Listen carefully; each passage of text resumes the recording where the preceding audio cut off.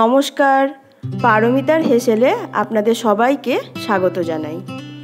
আজকে আমি আপনাদের কাছে নিয়ে এসেছি এই প্রচণ্ড গরমে মন প্রাণ ঠান্ডা করা আমের একটি রেসিপি। আশা করি আপনাদের ভালো লাগবে। তাহলে চলুন শুরু করা যাক আজকের রেসিপি। প্রথমে 2 কাপ টক দই একটা সুতির কাপড়ের মধ্যে নিয়েছি। এবার এই দইয়ের থেকে যাতে পুরো জলটা বেরিয়ে যায় সেই জন্য একটা চালনির মধ্যে এই কাপড়টা ভালো করে পেঁচিয়ে রেখে দিচ্ছি। ওপরে ভারী কিছু জিনিস থাকলে আমি যেমন শিলের নোড়াটা এর মধ্যে দিয়ে চাপা দিয়ে রেখেছি 1 থেকে 1.5 ঘন্টা। এর ফলে পুরো জলটা দইয়ের থেকে বেরিয়ে যাবে। টক দইয়ের সাথে আমার লাগবে একটা আম। এখানে আমি একটা গাছ পাকা হিমসাগর আম নিয়েছি। আপনাদের হাতের কাছে যে কোনো পাকা আম আপনারা ব্যবহার করতে পারেন। আমের থেকে পুরো পাল্পটা আমি বের করে নেব। আমটা যেন অবশ্যই পুরো পাকা হয় সেটা একটু খেয়াল রাখবেন। সম্পূর্ণ আমের পাল্পটা আমি বের করে নিচ্ছি। এরপরে একটা মিক্সিং জারে এই পাল্পটা দিয়ে একটা স্মুথ পেস্ট আমি তৈরি করে নেব।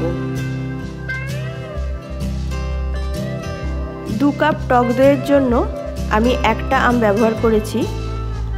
আপনারা আপনাদের টক দইয়ের পরিমাণ অনুযায়ী আমের পরিমাণও বাড়িয়ে বা কমিয়ে নিতে পারেন। আমের পেস্টটা আমার তৈরি হয়ে গেছে।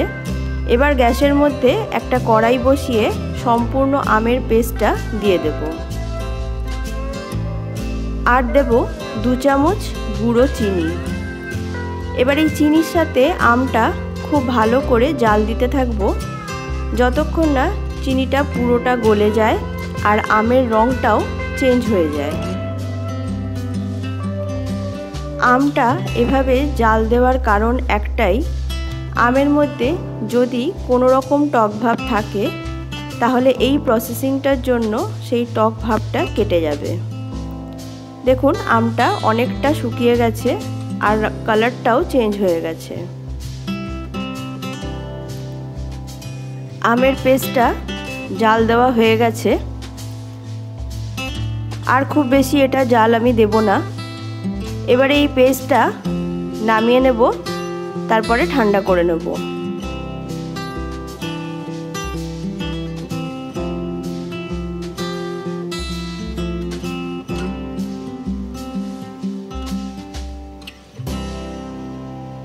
একটা বাটির মধ্যে আমের পেস্টটা রেখে দিয়েছি। এবার এটা ঠান্ডা করে নেব। জল ঝরানো টক দই একটা বাটির মধ্যে নিয়ে নিলাম।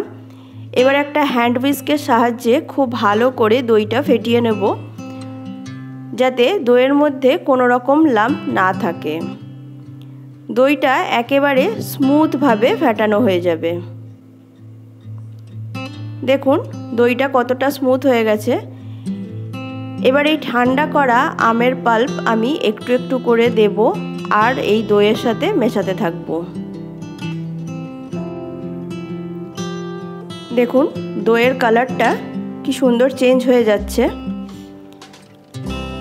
আরও একটু পাল্প দেব, আবারও একই পদ্ধতিতে দইয়ের সাথে মিশিয়ে নেব।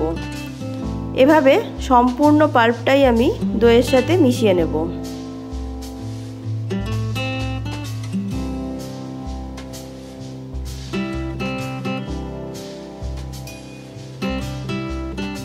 আর দেব একটা ছোট প্যাকেটের গুঁড়ো দুধ। খুব ভালো করে সব কিছু আবারও মিশিয়ে নেব। আপনারা মিষ্টির পরিমাণটা এই সময় একবার চেক করে নিতে পারেন। আমি এখানে ফ্রেশ টক দই ইউজ করেছি। খুব বেশি পুরনো টক দই হলে দইয়ের টকের ভাবটা বেশি থাকবে আর রেসিপিটাও খুব একটা ভালো তৈরি হবে না। তাই চেষ্টা করবেন টক দইটা যেন ফ্রেশ হয়। এখানে আমি একটা কেক টিনে অয়েল ব্রাশ করে নিচ্ছি। তার উপরে দিয়ে দিলাম একটা বাটার পেপার। কেক টিনের পরিবর্তে আপনারা বাড়িতে থাকা যে কোনো বাটি ব্যবহার করতে পারেন। এবার এই কেক টিনের মধ্যে দিয়ে দিলাম দই আর আমের মিশ্রণটা। খুব ভালো করে ট্যাপ করে নেব যাতে দইটা চারিদিকে সমানভাবে ছড়িয়ে যায়।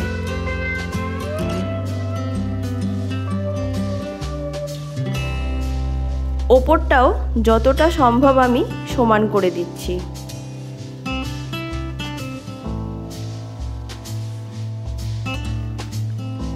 এবার এই বাটিটা ভাপে বসাবো, সেই জন্য কড়াইয়ে জল গরম করে নিয়েছি। 10 থেকে 15 মিনিট ভাপালেই এই রেসিপিটা তৈরি হয়ে যাবে।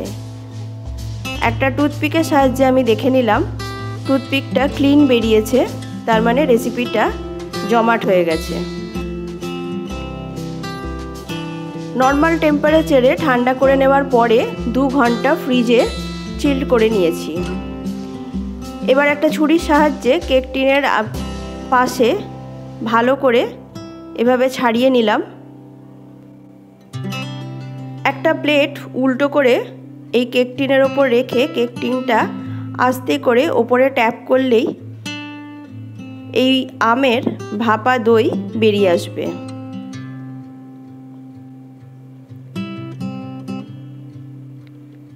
দেখুন, আশা করি দেখেই বুঝতে পাচ্ছেন দইটা কত সুন্দর হয়েছে। দেখতে সুন্দর লাগার জন্য, মানে যাতে আরও দেখতে সুন্দর হয়, সেই জন্য ওপর থেকে আমি ছড়িয়ে দিলাম সামান্য পেস্তা কুচি আর কিছুটা গোলাপের পাপড়ি। আপনারা চাইলে আপনাদের হাতের কাছে যে কোনো ড্রাই ফ্রুটস দিয়েই এটা ডেকোরেশন করে নিতে পারেন। এবার আমি কেটে দেখাচ্ছি, দেখুন এটা কতটা সফট হয়েছে। আশা করি বুঝতে পারছেন এই ভাপা দই কতটা সফট হয়েছে। খেতেও অসাধারণ হয়েছে। আপনারা অবশ্যই বাড়িতে ট্রাই করবেন আর আমাকে কমেন্ট বক্সে জানাতে ভুলবেন না কিন্তু আপনাদের কেমন লাগলো।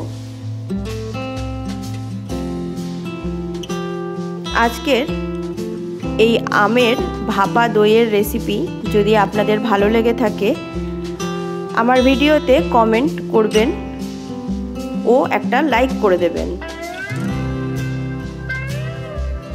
আমার চ্যানেলে নিত্য নতুন রেসিপি দেখার জন্য চ্যানেলটা সাবস্ক্রাইব করে দেবেন আর পাশে থাকা বেল আইকনটা প্রেস করে দেবেন। তাহলে আমি যখনই নতুন কোনো ভিডিও আপলোড করব সবার আগে নোটিফিকেশান আপনাদের কাছে চলে যাবে। দেখুন, একটা পিস বের করে আপনাদের দেখাচ্ছি এটা কতখানি সুন্দর হয়েছে এবং কতখানি জমাটভাবে জমেছে। এই প্রচণ্ড গরমের মন প্রাণ ঠান্ডা করা একটি উপযুক্ত রেসিপি। তাহলে আজকের মতন আমি আসি। আপনারা সবাই ভালো থাকবেন, সুস্থ থাকবেন। দেখা হবে আবার নতুন কোনো রেসিপি নিয়ে আমার পরের ভিডিওতে। নমস্কার।